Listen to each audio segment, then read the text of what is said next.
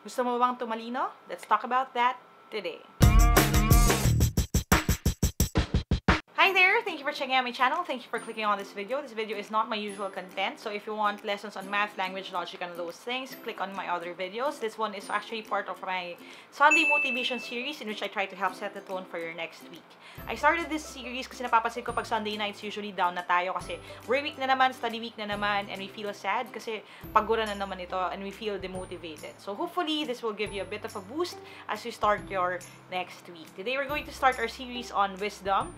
And dahil tamang-tama yan for this topic, we're actually going to go through the chapters sa book ng Proverbs in the Bible. This is actually inspired by one of you guys, so si Ate Ann. I actually sent her a Bible that I got from the Manila International Book Fair. And nung nagkaroon ng book fair, kasi nagkaroon ng Bible dun sa isa sa mga bags that I bought. And hiningi niya yung Bible, so sinend ko sa kanya, pinaship ko sa kanya. And what she did, okay, one of the things that she did that I noticed was, she went through the book of Proverbs, and then pag merong mga Proverbs na stand out, in-highlight niya or sinusulat niya, and then she posts it online. And that was actually a source of motivation din for me. So I had an idea na, sige, let's do that as a team then. So I'm going to bring you through the entire chapter ng Proverbs, and we're going to start, of course, with Proverbs Chapter 1. Just a bit of a background ng Proverbs kasi it's a collection of parang sayings, minsan quotes, minsan one-liners lang nga siya about wisdom and about finding wisdom. And ang attributed na author niyan would be, of course, the smartest person in history, which is si King Solomon. And yung Proverbs 1, okay, yung first chapter is all about wisdom, importance of wisdom, and finding wisdom. And ang verse na pinick out ko for our discussion today, okay, hindi ko naman didiscuss yung buong chapter, is actually Proverbs 1:7, okay? And that verse is actually really familiar with me. Lagi siyang part dun sa scripture memorization contest na ginagawa sa school namin when we were in elementary. Lagi ko siyang minememorize, and marami rin siyang mga verses na medyo kahawig niya. Pero I picked this one out kasi it's really simple. Actually, you can also try to memorize it and it will help you out. And it's a bit of a contrast kasi between two people. The people who find wisdom, who search for wisdom. So, ito yung mga people who turn out to be wise. And yung fool, or yung mga people na yung they go sa wayward na path, they do wrong, they are perverse, they're evil, okay? Ano yung magdedetermine kung wise ka or fool? Okay, what makes a person wise? That's what we're going to talk about. Let me just read to you the passage. It says here in Proverbs 1:7, sabi, the fear of the Lord is the beginning of knowledge, but fools despise wisdom and instruction. In other translations, it says correction. So, dalawa yung pinag-uusapan dito. Yung mga people daw who want to be wise, sabi, the fear of the Lord is the beginning of knowledge. So, if you want to be wise, ang susi is the fear of the Lord. And then yung second na part ng verse, sabi, but fools despise wisdom and instruction. So, from this verse, I'm going to pick out itong 3 points na ito on how to be wise. Okay? Now, just a bit of a background. When it comes to this passage, it talks about the fear of the Lord. And I want to emphasize that part. Sometimes kasi, and victim din ako niyan when I was younger, pag sinasabi na ng lola ko lagi pag nagpe-pray siya na, Lord, sana ang mga apo ko lumaking may takot sa Diyos or may takot sa inyo. Ang laging naiisip ko doon sa word na takot is fear. As in, yung takot ka sa multo, takot ka sa spiders, takot ka sa dilim. Ganong klaseng fear. Pero actually, yung fear or yung takot na pinag-uusapan in the Bible comes from the Hebrew word yare. Okay? Baka mali lang yung pronunciation ko. Pero what that means actually is respect, reverence, awe. Okay? Ang ibig sabihin niya, yung fear of the Lord is not really takot, as in na parang ayaw mo siyang makita. Kasi yun ang nangyayari when we talk about fear, right? When we talk about things that we fear, these are things that we don't want to encounter. Pero when it comes to yare, or the fear of the Lord, ang ibig sabihin niyan is respect. So, when you have the fear of the Lord, ibig sabihin nun, sobrang elibs ka or bilib na bilib ka kay Lord, okay? You have such a deep respect or awe or belief in God, okay? Doon nag-uugat yung wisdom. So, ang first question would be, sino ba si Lord sa iyo? Sino ba ang Diyos mo? And how can you describe your God?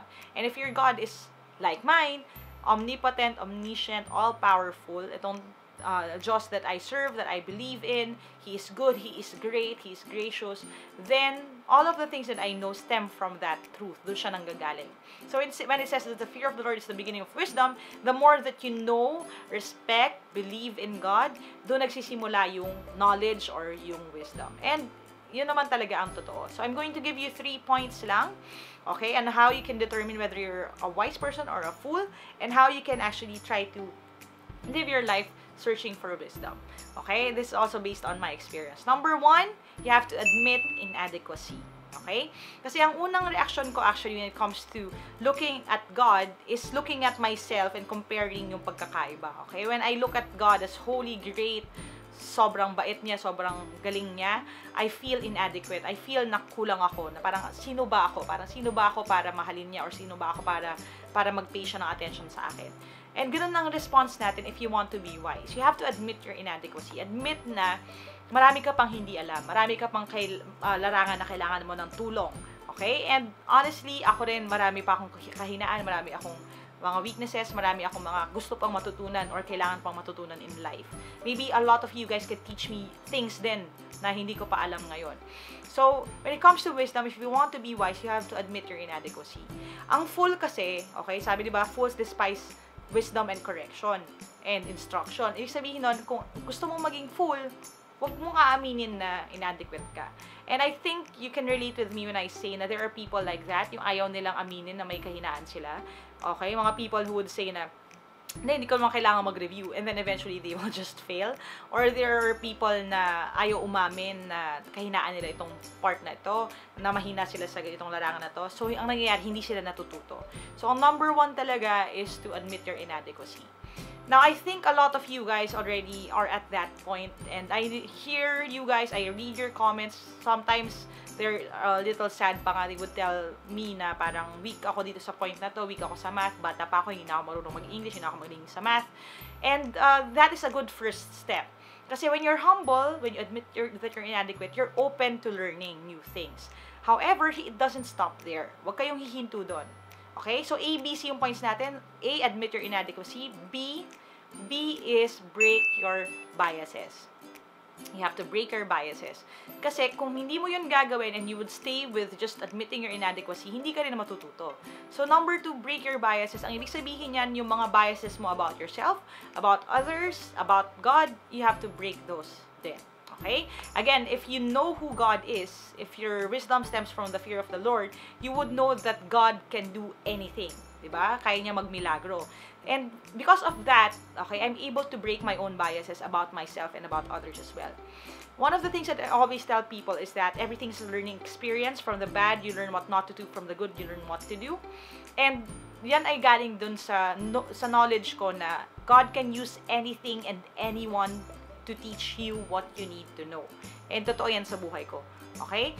When I say that, I mean na teaching you guys is a learning experience for me.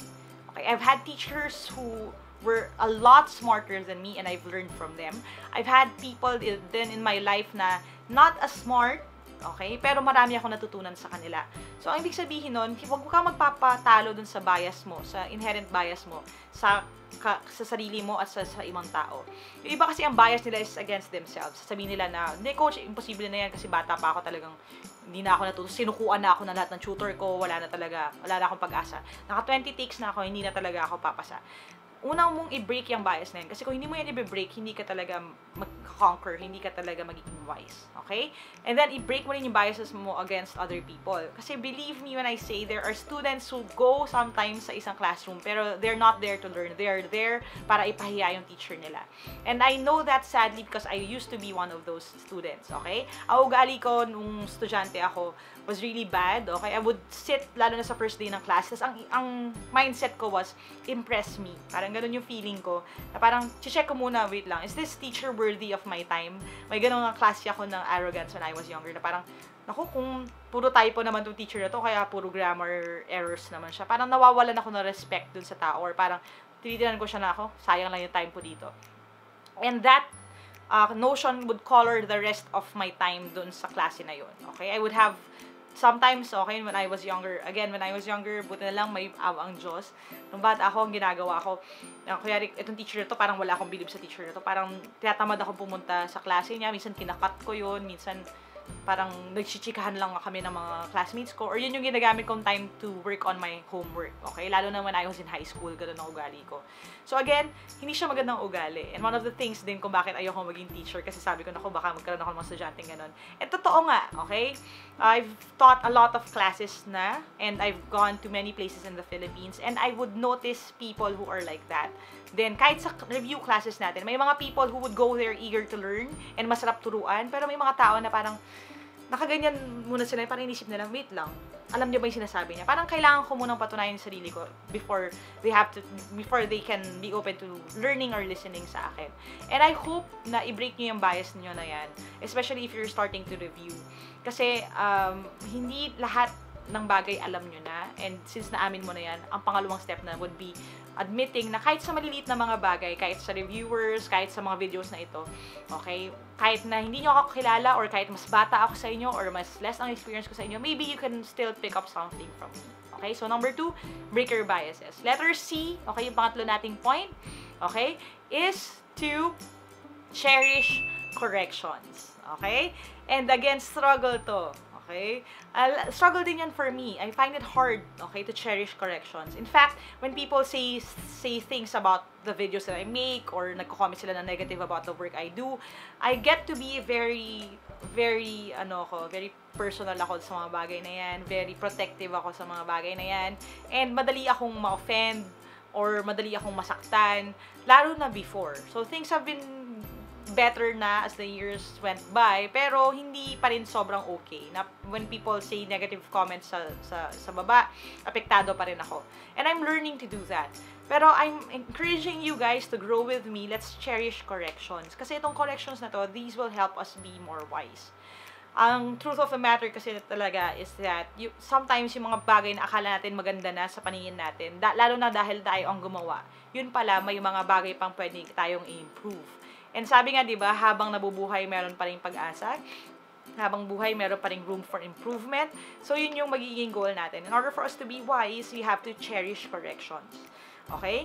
Nakakalungkot kasi, and I've actually experienced this din sa iba, na may mga tao na dahil ayaw nilang makorrect or ayaw nila na malagay sa uncomfortable situation, dahil mataas expectation mo sa kanila, or dahil uncomfortable sila around you, okay? Kahit sa simpleng grammar errors lang, ang ginagawa nila, iiwasan ka na nila or ayaw ka na nilang kasama. And that's sad kasi sayang kasi opportunity yun to learn. So, ang encouragement ko for you guys is to cherish correction. So, again, 3 things. Admit your inadequacy, umamin kung may kahinaan. Letter B, break your biases, okay?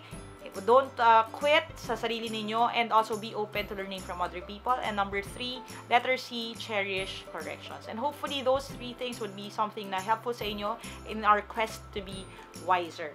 So how can you become wise?